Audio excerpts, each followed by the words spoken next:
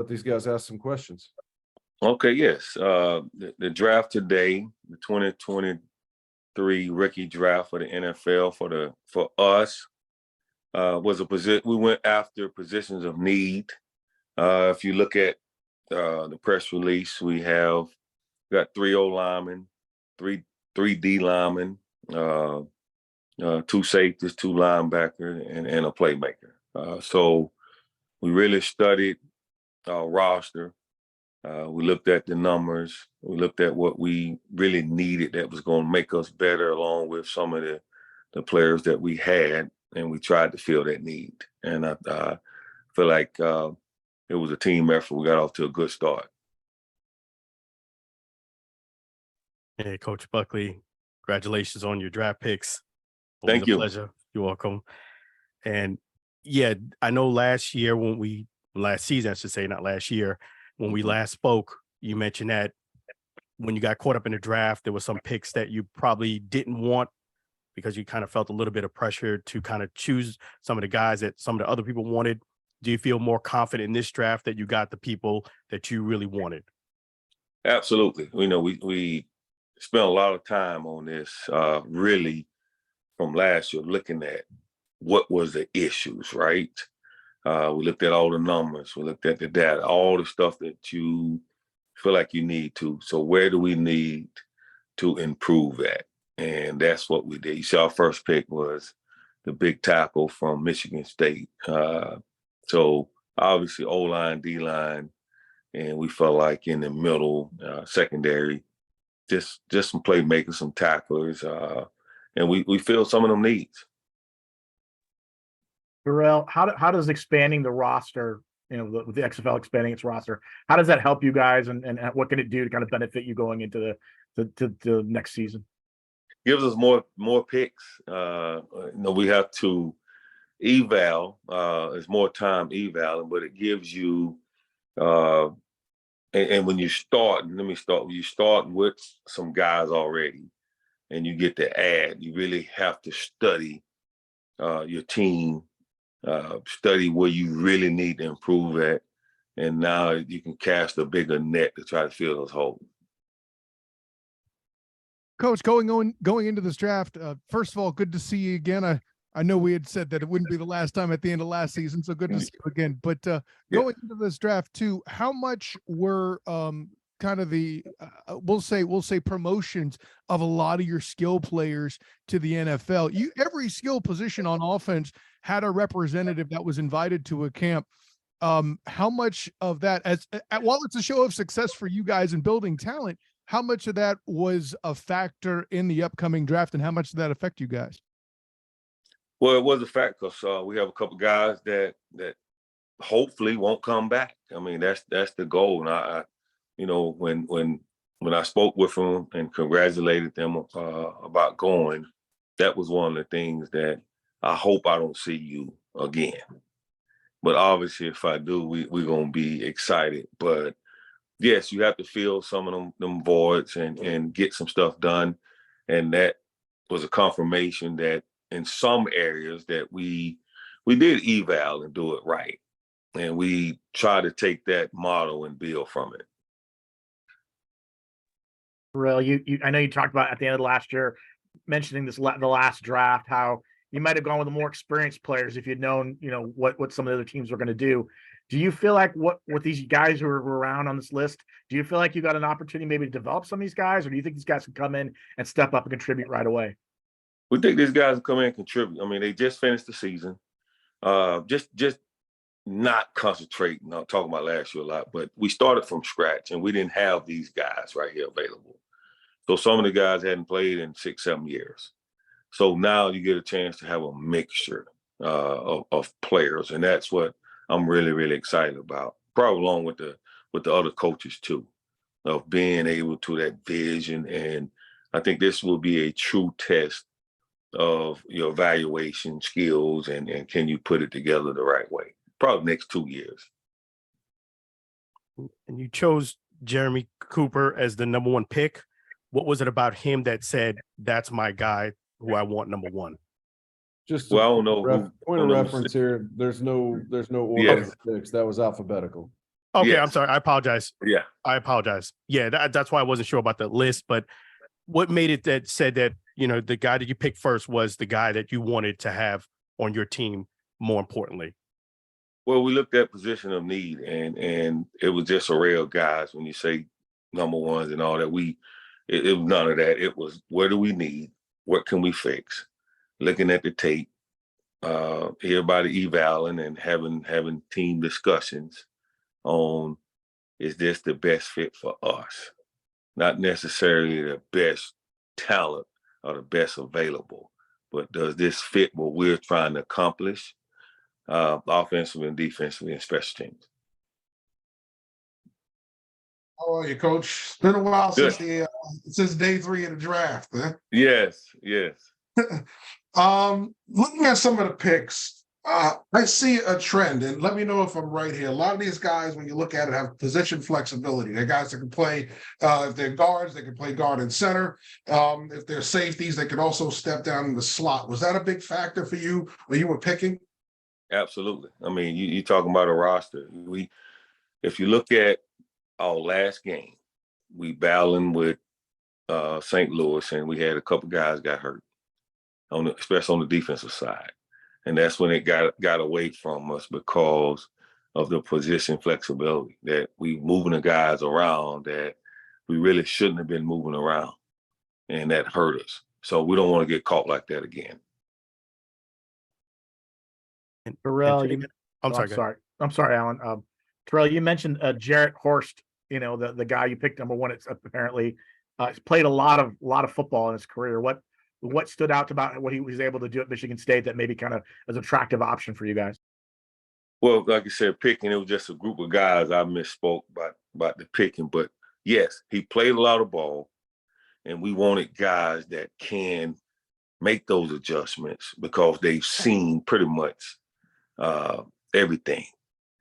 Physical, and if you watch, I want to say the Ohio State game, going against top guys, you see how he played in that game. You're like, okay, he fits what we're trying to do. And one of the guys that did get selected was Quentin Dormady to the NFL potentially.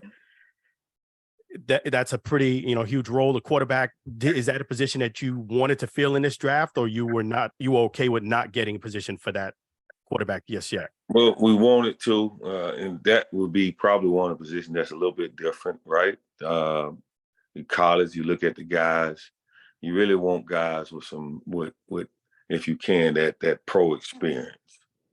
Obviously, I hope Quentin makes it. If he doesn't, then obviously he's coming back to us. So you getting the best of both worlds, a guy with some experience.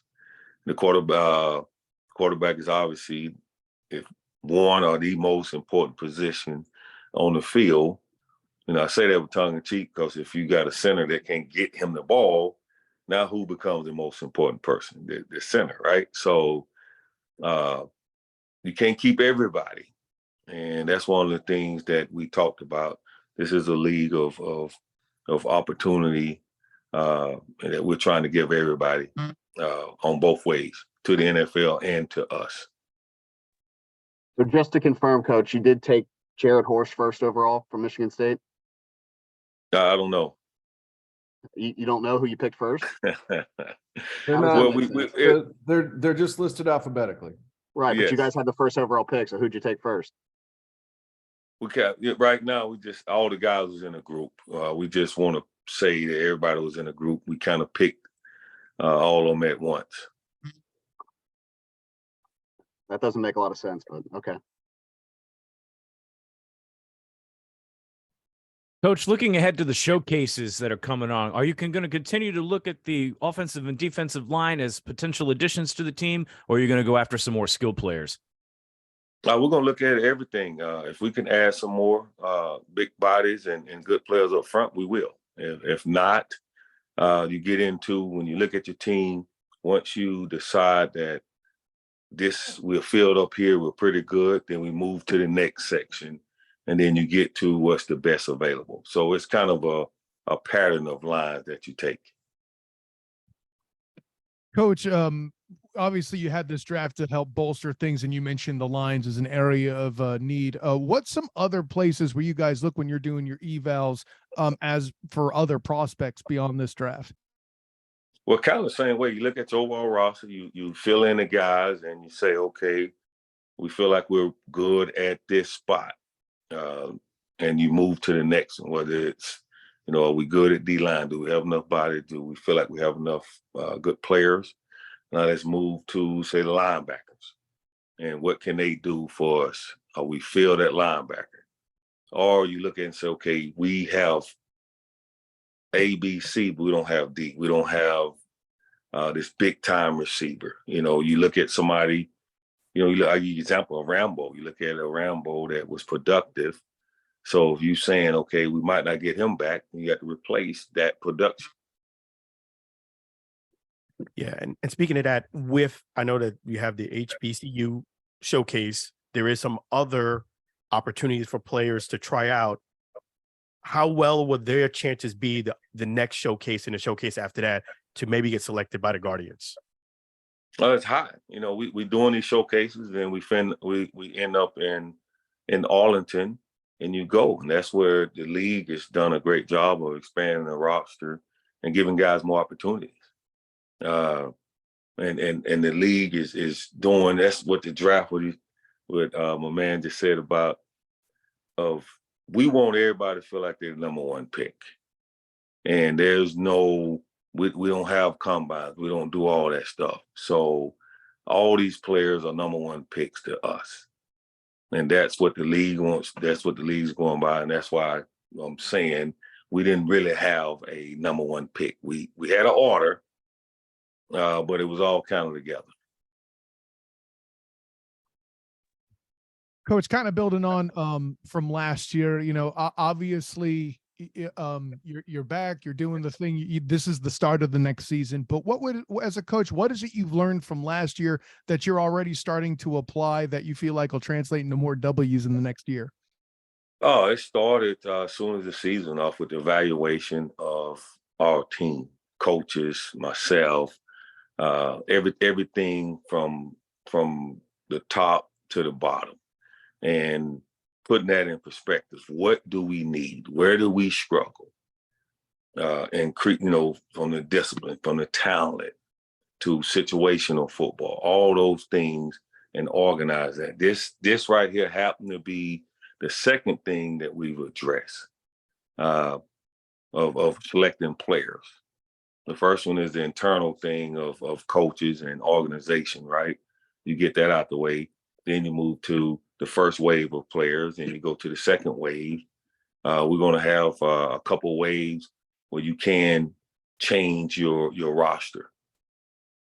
Well, and then you mentioned self-evaluation in there too. What's a quality that you feel like you've improved as a coach that you're taking with you in your two belt going into the next season?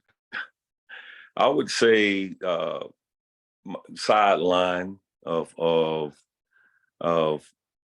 letting coaches, players, and all us through the week work our way through certain situations, which I started personally for me, probably the middle of the season, on, would you say, being too hard or being too quick, but just managing the game, being ready for the challenge plays, and understanding too that we might not get the replay or the angles.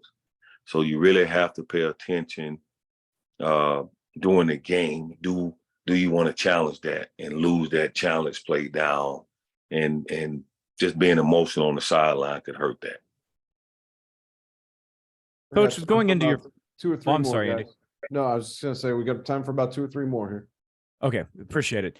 Coach, so with this being the first off season that you're experiencing as the Guardians head coach, and you've gone through the rookie draft, you got showcases coming along, and you're into your off season planning right now, do you consider the NFL out option that the players will have to be a snag in your planning, knowing that they could sign with the XFL, be placed on a team, and decide, hey, these guys want to send me to camp and I'm going to go? Does that modify your strategy as the offseason progresses?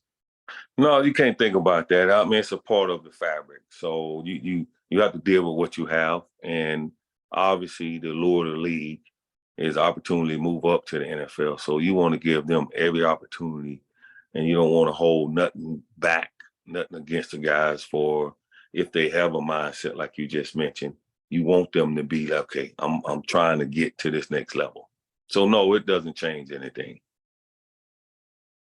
And are you, Coach Buckley, going to be, as far as help other coaches, is that dynamic going to be different for you coming into next season? It's going to be a little bit different. As this staff and everything comes together, my role is going to change a little bit because you have to change some things. We got to the end of almost to the end of the line against a few teams and didn't finish. So we cannot go into the same attitude, the same coaching style, and in some cases even the same coaches, and expecting something different. So it would be a little different, not only for myself, but some other coaches also. And that's coming soon. Coach, with 80 or 10 picks being at or close to the line of scrimmage, is that more of an attempt to address the ability to control the line of scrimmage on both sides of the football? Absolutely. Absolutely. You win ball games by controlling the line of scrimmage. We had one against Seattle where we couldn't get a yard on 2 downs. And I remember it like it was yesterday. We get a first down there, that's a totally different game. So if you can't get a yard on 2 downs, then we need to improve there and be able to control the line of scrimmage. All right, one more. Anything? Yeah, I just have one last one. I just got to get your take on the Arlington Renegades winning the championship, knowing that it could have very well been us, the Guardians, doing it. Absolutely, that was the plan. I'm so happy and proud of Stoops. I feel like, I love Stu. I love what he does. I love his energy. I love the type of person he is. So to see the turnaround, to see them improving, which I felt like we were doing, and they actually did what I felt like we could do. My hat goes off to them, and I'm proud of them. And it showed that you never quit. You fight to the end. If you do that and you keep that model, good things will happen to you eventually. Anything else with regard to the draft, guys? I'll give you one more option on anything with today. No? Good? We good on the draft and number 1 picks and all that stuff. What the thing is making sure that this is a league, this is a team, and since it wasn't live and all that, we kind of did it as a group. That's why we don't want to mention when you say who was the first pick and second pick. All the guys in our mind were first picks. No, we're good, Coach. That's clear as day, and thank you for reiterating that point. This new league, new opportunities. Yes. All right, okay. guys. Thank you very much, Buck. Appreciate your time. I will see you tomorrow. All right. See you guys. Thank you. Appreciate you. Thank you. Hey, Coach, have a good one.